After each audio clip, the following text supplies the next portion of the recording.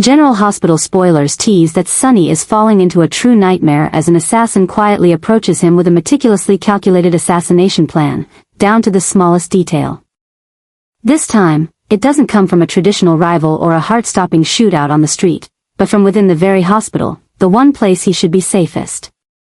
As Sonny lies weakly in his hospital bed, unaware of the imminent danger, a syringe filled with a deadly toxin has been prepared, waiting for the right moment to silently take his life. But what no one expects is that Carly will be the one to witness this horrifying moment firsthand, the moment when the assassin, perfectly disguised, leans over Sonny with a cold gaze and holds the fatal syringe in hand. This is no longer a lone conspiracy. It's part of a broader strategic adjustment being rapidly pushed forward, a plan to remove Sonny from the power play and replace him with a new order. Carly, unexpectedly thrust into the center of it all, is now faced with a brutal decision. While she could stop the assassin immediately, doing so might destroy her chance to uncover the larger conspiracy behind it all. Carly is torn between her instinct to protect Sonny, the man she once loved deeply, and the need to remain silent, to follow the increasingly clear clues leading to the mastermind behind it all. In this moment, a new obsession begins to erupt within Carly. It's no longer just rage or personal pain. She feels herself stepping into a massive crack in Port Charles's underworld, where Sonny isn't just a victim, but a key target in a larger power purge at a higher level. The longer she hesitates, the more she is pulled into pressure. With each passing second, the assassin draws closer to the final act. But if Carly acts too soon, she risks losing the chance to expose the entire organization behind the assassination. This explosion isn't just happening in Carly's mind, it's spreading across every corner of the storyline. A complete overhaul is slowly emerging. What was once clear is now unclear, and those who were once trusted are now suspicious. Carly, once just a supporting player in Sonny's journey, is now becoming the most dangerous link in the chain. No one knows what she'll do next. Will she rush to save Sonny immediately, or silently observe, waiting for the right moment to expose the entire plot from the shadows? The answer has yet to be revealed, but one thing is certain, this shock is just the beginning. And Carly, with her increasingly intense inner explosion, might not just change Sonny's fate, she could reshape the entire underground landscape of Port Charles with her choices in that life-or-death moment. Sonny is facing a brutal assassination plot, and this time, it's not a gunfight or a violent attack in the streets, it's the silent, deadly threat of a syringe. As he lies helpless in his hospital bed, completely defenseless, an assassin has quietly infiltrated, perfectly disguised as a medical staff member, and is approaching with a clear goal: to end Sonny's life with a carefully calculated poison. But things become even more insane when Carly, who has been through countless ordeals with Sonny and has always sensed when danger is looming around him, unexpectedly appears at the right moment. She witnesses it all. She sees the assassin. She sees the syringe. She sees the hand poised with intent. And in that moment, time seems to stand still.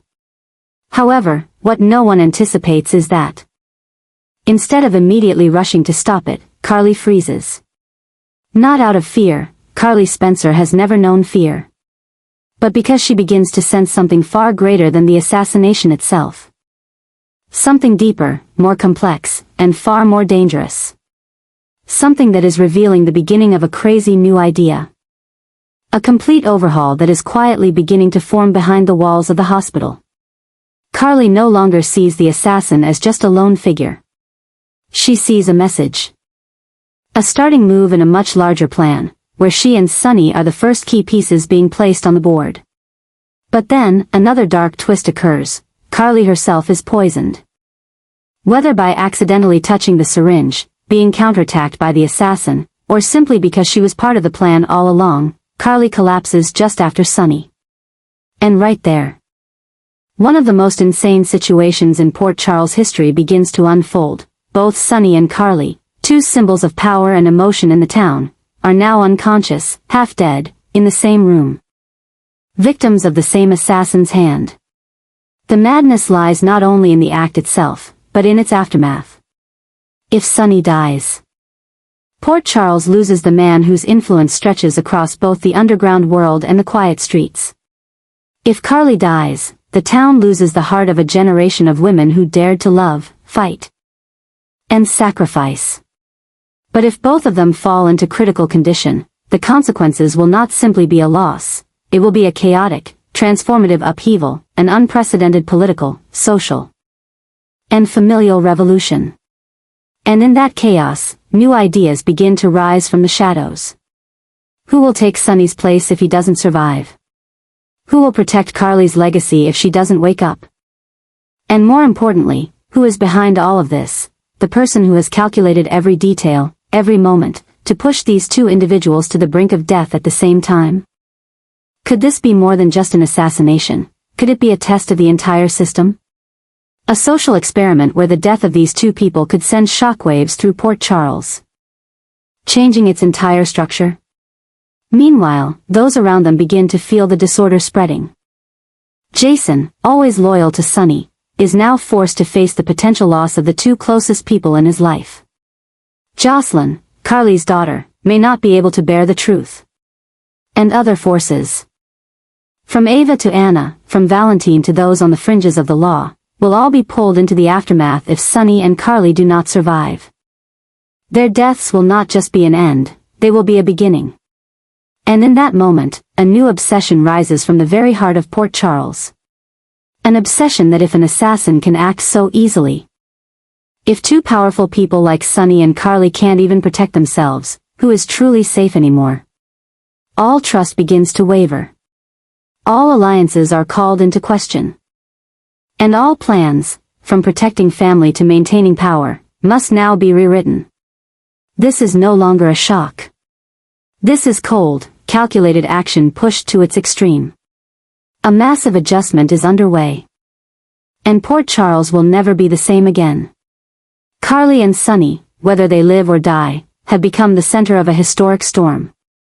And only when the poison clears, when the truth is exposed, and when the mastermind is brought to light, will Port Charles begin to reshape itself, from the ashes of a love, a power, and a perfectly designed crime, like a symphony of destruction.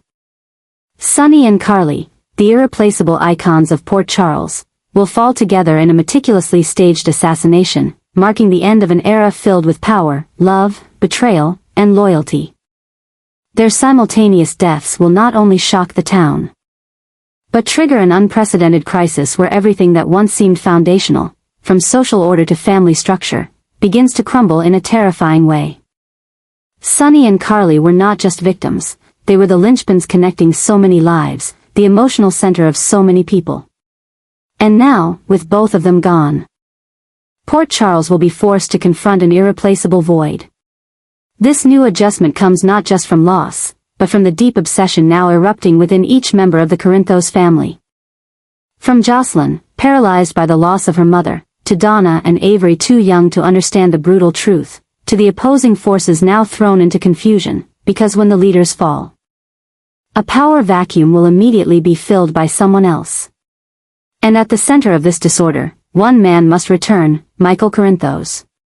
Michael, who had tried to distance himself from the tangled past, who wanted to build a peaceful life away from his parents' shadow, now has no choice but to return to Port Charles. Not just to attend the funeral of the two people who raised him, but to face a truth he cannot deny: the family is fracturing. And he is the only one with enough sense and influence to keep everything from falling apart. However, Michael will not return easily. He will not only face tears, but the growing madness, the power struggles within the family, the old forces emerging, and especially the dark secrets that Sonny and Carly's deaths have inadvertently uncovered. From secret deals, hidden alliances, to enemies who have never shown their faces, now, all of them have a reason to step into the light and reclaim what they believe is theirs. Michael must choose. Continue down the path he once swore never to return to, or let his parents' legacy be consumed by someone else. At Sonny and Carly's funeral, Port Charles will fall silent, but that silence will be as heavy as a storm approaching. All eyes will turn to Michael, the son who inherits both the title and the responsibility. He will not only have to say goodbye to his parents in tears, but also declare his readiness to step into the role Sonny left behind, a shadow that is too large, too cold, and may swallow him whole if he is not strong enough. And in that moment, promises, fears, and hidden enemies will begin to shift. Jason may return to offer support.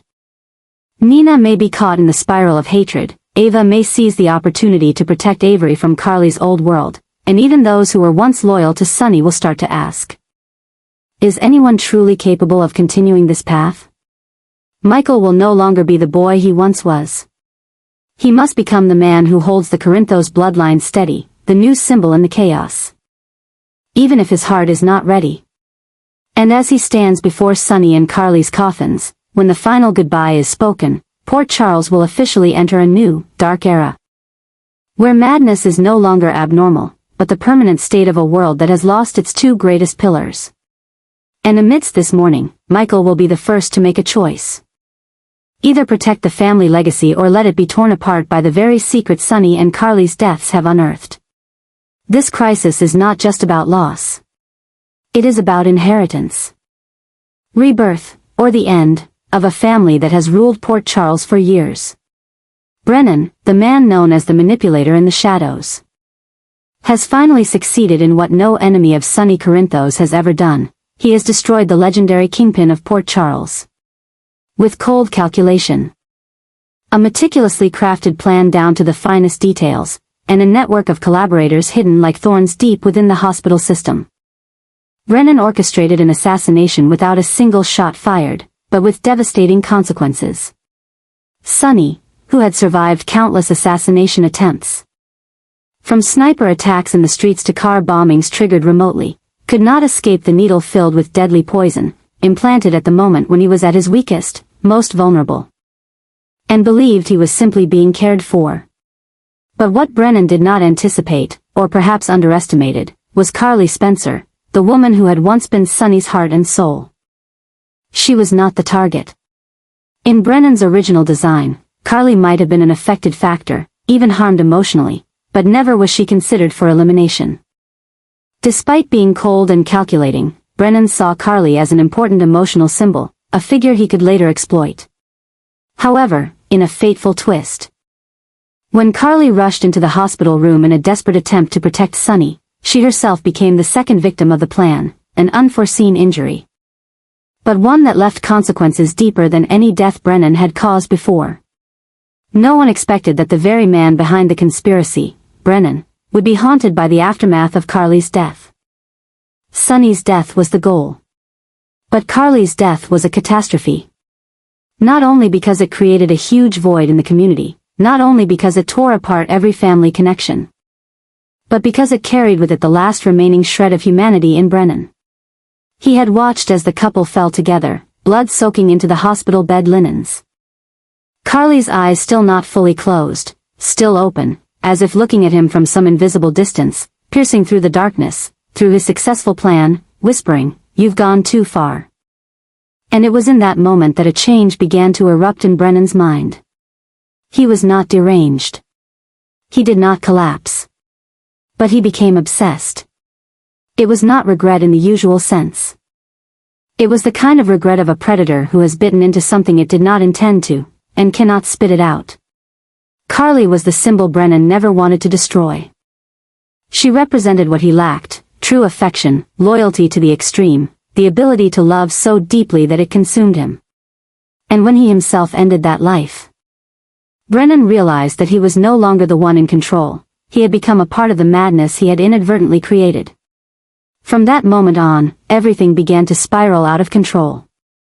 Port Charles fell into crisis not just because it had lost Sonny and Carly, but because it had lost the only gravitational center that kept the town from sliding into chaos. Michael returned in fury. His eyes burning like a younger version of his father, but colder and more impatient. Jocelyn lost her mother, lost her guide, lost the meaning of peace. Jason, once the third pillar of the Sonny-Carly-Jason bond, began to become more dangerous than ever. The entire Corinthos family began to tremble and reshape itself. And Brennan, who once believed he would achieve a historic victory, started locking himself in sleepless nights, in silent moments where he replayed Carly's gaze. The sound of her hurried footsteps down the hospital corridor, and the words she never had the chance to say. It was no longer a victory. It was a curse. And Brennan began to understand. The most insane thing he had ever created was losing something he never thought he could feel, a real connection to pain, to death. To a part of humanity that had been suffocated in his heart for far too long. And now, Brennan was no longer just the winner. He had become the sole survivor of a tragedy he had planted with his own hands. A storm was coming, not from the outside, but from within him, a dark whirlwind pulling in Carly's figure. Indelible memories, and an unprecedented fear, the fear that he no longer knew who he was, that the things he had destroyed had become an inescapable haunting. And in Port Charles. As the darkness still lingered over two graves not yet settled, Brennan's name began to be spoken of not as a victor, but as the demon who had unleashed chaos he could not control. And the one who would have to pay, not by his enemies, but by the remnants of the conscience still left in his decaying soul. The deaths of Sonny and Carly were not only a tremendous loss for Port Charles, they were an earthquake that shattered the foundation of an entire family, a community, and, on a deeper level, the collapse of an order that had been maintained by blood, loyalty, and honor. In the atmosphere of mourning that enveloped the town, the truth began to peel away layer by layer. This was not an accident, not a natural death, but a targeted assassination, meticulously planned, aimed directly at the heart of Port Charles's power. And this truth sparked an explosive adjustment. As Michael, the son who carried the blood of both Sonny and Carly, alongside Jason, the non-blood brother but closest and most essential figure in both their worlds, began to realize they could not sit idly by. They could not let the deaths of Sonny and Carly be swallowed by silence, could not let the funeral end in tears without any action to follow. They needed a response. They needed to retaliate. They needed to expose the entire mastermind behind this tragedy. Michael had never wanted to return to the bloody path his parents had walked. He had tried to build a peaceful life, far from the dark shadows of crime. But now, all those ideals had collapsed with the corpses of his parents. Their deaths were not only sorrow, they were a call to action. The feeling of loss combined with fury was transforming Michael into a new person, colder, sharper, and ready to do what Carly and Sonny had once stopped him from doing, seek revenge. Jason, however, was different. He did not need time to transform. Loyalty was his instinct. And now, with Sonny and Carly gone, Jason understood that he was the only one left who could ensure their legacy would not be buried. But this time, he was not the one silently working in the shadows. He and Michael both knew. A new war was coming. And it would not be like any war before. Strategic adjustments began to take shape. Michael abandoned the legal business, returning to the underground relationship Sonny once had.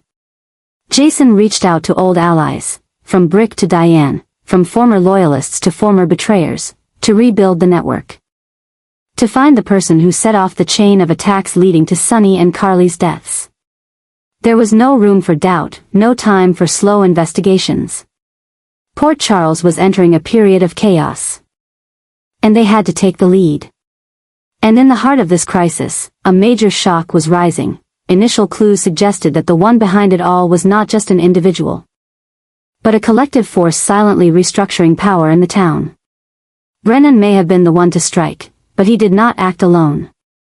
A faction of the WSB, external financial forces. Even old families once influenced by Sonny, all seemed to have been waiting for the moment Sonny weakened to strike, and Carly was merely a secondary victim in their plan to clear obstacles.